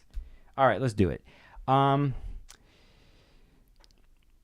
Yeah, I hardly remember Norwalk. Jenny D says, I know it was a week ago. Like the Saturday night was a week ago. It's wild. So what happens, a hangover from conferences, by the way, just so you know, you're not the only one. If you're involved in a conference, something, you come back, you're like, what the hell happened? Where are my people? And that's why I'm encouraging people to do things in their community. Danny in chat says, I think I'm going to read Meet Me in the Moon Room. Short, weird fiction. Author's a Virgo. I tried to write like him, but not even close. Danny, you just try. You try. That's the whole deal. You try. I like that. Meet Me in the Moon Room. That's a good title. We'll register. Hi, random new guy who is seeing me, seeing him, and is saying to myself to pay attention and tend to things. Yeah. All right, let's do the other random thing I wanted to do. I have a lot of decks, right? But I found this old deck. Keep it at my mom's, and I have to bring it back there. But shout out to my mom, by the way, and my dad. This is what you made. This is what you made.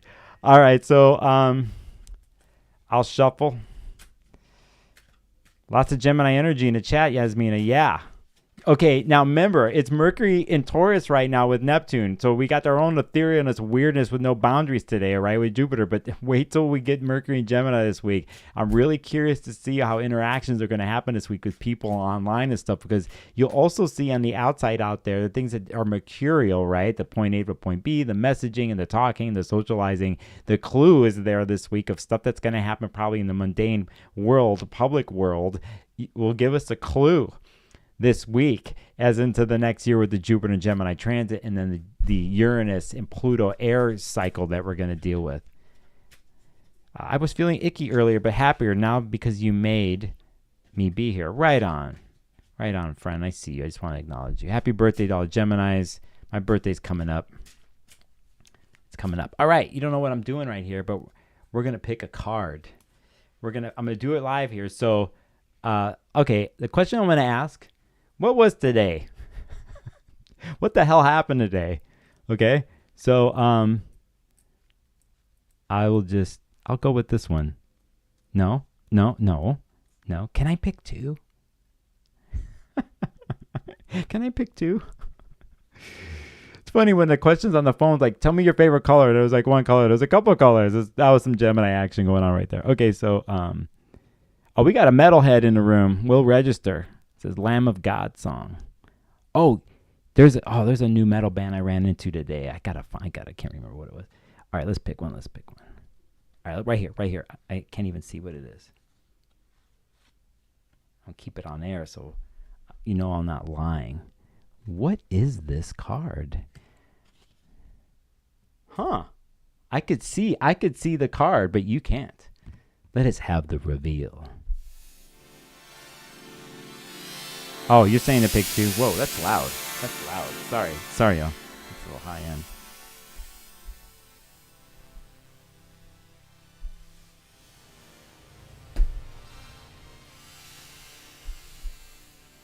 Oh, that's why.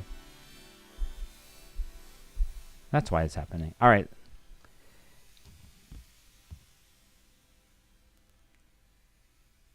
All right, chat. Tell me what's up. Here's your card. Here's our live stream card. Interesting what's happening right there, by the way. Hold on. You got to be patient with me here. Well, while you do that, I want you in the chat, I want you to tell me what you think about this card, what you know about this card, but keep it simple.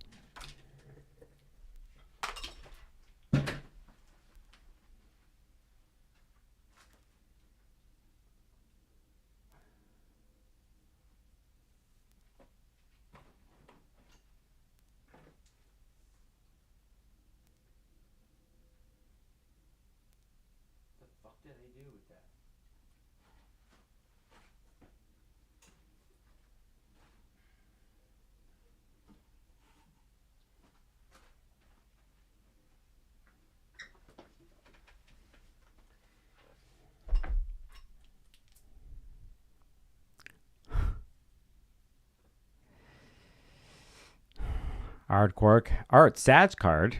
I see that. And Megan says, oh, laughing out, balance. Steady wins the race. Tara says, actually, let me put this up on the screen. And then we'll be out of here. Says, Will says, I knew it was going to be a major arcana card. Megan says, balance. Slow and steady wins the race. Balance, harmony. Bella says, there you go. Sobriety of thought, diarrhea. Jupiter. Oh, Steffi G. Jupiter square Saturn is temperance. Very good. That is, does it mean keep it chill? It could be. Temperance is related to Libra, and I'm a Libra. It's related to my connection to all things, blah, blah, blah. Balance. Yelena says transmutation. Well, let's see what this says. This is an amazing book if you can find it, okay? So I'm going to look up this card, even though I don't know. I want to see if it's in this card, and I will read something before I go since we're doing everything in this damn stream. If it has it in here, it better be in here. Alchemize, says Sarah in chat. Very good. Very good. You guys are kicking ass in chat today. This is fucking really good. Emotional balance card, Esmeralda says, Devin says, the wild and painful process of transformation of two things into one thing. But you have to reduce parts of each to make room for them to combine. Holy shit, Devin. Wow, that's good. Where is your Mercury? I know where your Mercury is. Devin, well said. Well said. All of you had some awesome things, and it goes to our stream today, the stream of consciousness stream that I did today. Well, they're all that way with me. But very good. Let me see something here. If this book has it. Everything, you can't see what's behind these drapes, but the real Nicholas is there, and it's a messy Nicholas because I'm pulling stuff out of boxes. It's good. Let me do this. And while we talk here and while I figure this out, I don't know if this book has it, which is really weird. The 12. Okay, I know what to do. This might not happen on air. I personally like moderate the zooming and be of it, not in it. Yeah. All right. I don't know. This book is very weird in how it is done, and I might have to do this in a weird way of the way it's structured. Be patient with me, and I'll put the name in. But before I even do this, it's 14. That is 15. Sorry, I think I know how this is going. I know the way I think I know how they chaptered this out, and it is in the Sagittarius. The chapters in this book are by sign, and so somebody mentions is a Sagittarius card, and there it is. It's in the Sagittarius section, by the way. Let me go to full screen action. There is no index. I looked, by the way. Which is weird, but to each their own. Yelena says, tune into your guides and angels so you can clearly see any extremes that may be lurking in your blind spot. My blind spot? That is my blind spot. All right, so let's check it out. The name of this key bears no relation to its modern meaning of prohibition, very much the reverse. It refers to an older meaning of the word tempering, refining, improving, sharpening your personal factors for better use and performance. The picture clearly indicates that you have at all times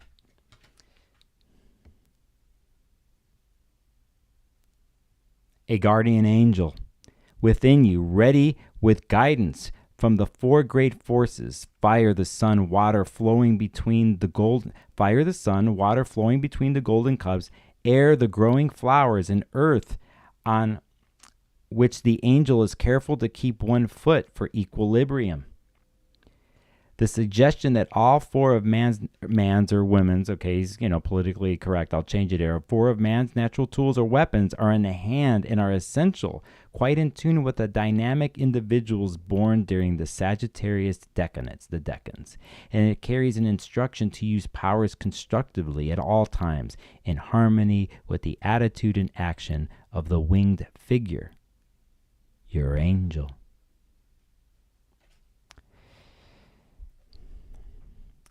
Tarot and Astrology by Muriel Hasbrouck. I'm going to put some links in the comments right now.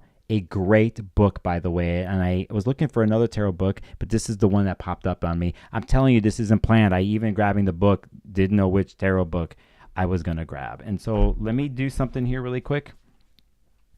And then because I need, if you're going to purchase books, please try to do it through my affiliate links. It really helps. I mean, anything helps me so I can keep being weird.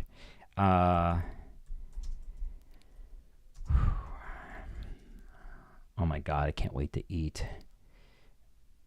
Oh, there it is. It's this book right here. You're going to see it, and we are going to... holy shit. Hell yeah. All right, so here in the chat will be my affiliate. This is a cheap-ass book to get, even used, which is great, and I thought it would be harder to find. I'll put this in chat right here. There's one in chat, my Amazon link, as you're going to see what I'm going to do here off air. I have to do this. Man, they walk heavy in my upstairs here. They walk heavy. Like, you can't all hear what I'm hearing, but it's like kagoom, kagoom. Be patient with me. No. Hold on. I must talk to myself. My real life. All right, so here you'll see on bookshop.org, I will give you my affiliate link there too. That's a great place if you want to support independent bookstore. It is right there, and I will add this to my book list. You will see here to my YouTube live stream book list. And look at there. It says 3 questions with Astrologer Podcast book list. Well, something happened to me at Norwalk at the conference. Hint, hint. And maybe in the next month, I'll have a little something for you on the channel. You know what I'm saying? Hint, hint. Time for me to go. Bella says, Temperance card is good for that regulation of your nervous system mentioned earlier with all that Gemini energy. Thank you. It totally is. And that's what I got to do right now, is regulate my nervous system. Even though I feel pretty good right now, after a wild 10 days for me in my life. Thank you, tarot card deck. Thank you. And just for kicks.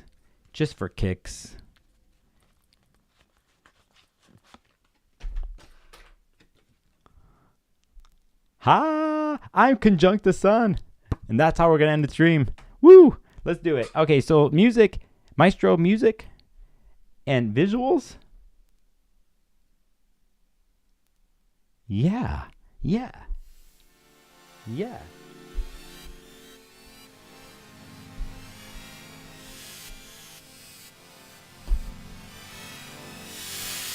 Wow, that's loud.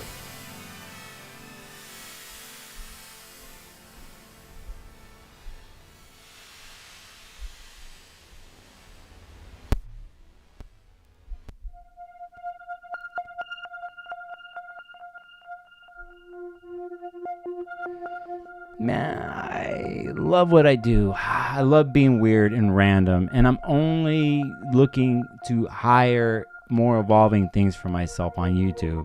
You know, I'm going to take some classes and find a mentor later this year as an astrologer. I'm going to add more tools into my world. I have a huge book collection here that I'm getting into specifics in, and I'm pulling things out of boxes, and I'm grounding myself as best as possible for the next year. There's some challenges I have to deal with, but you know what? I live the wing life. And I love it. I love Mercury and Pluto together. And I love the connection with Jupiter. And that slow moving Venus and the sun. And you know me being Venus ruled, I'm all about the finer things, the good things. I ain't afraid of other things, of conflict with Mars and Aries. I love this Mars and Aries stuff that's happened. I mean, we're at last week of that transit, and what a journey it's been with Mars and Aries, thankfully, you know.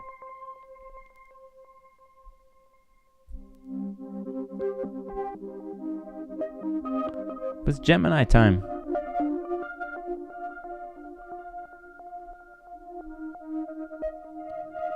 And I got some cool stuff I already worked on. I get my world together here so I can do more performative live streams.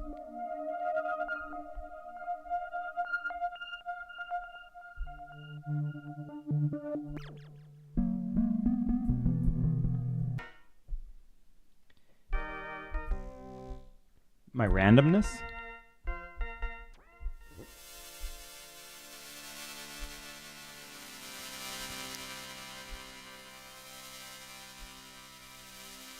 But yeah, keep track what happens this week. Maybe on the next stream you can let me know what's up. Thanks for going on the flow with me and randomness. I did some weird stuff, didn't I? And took some phone calls.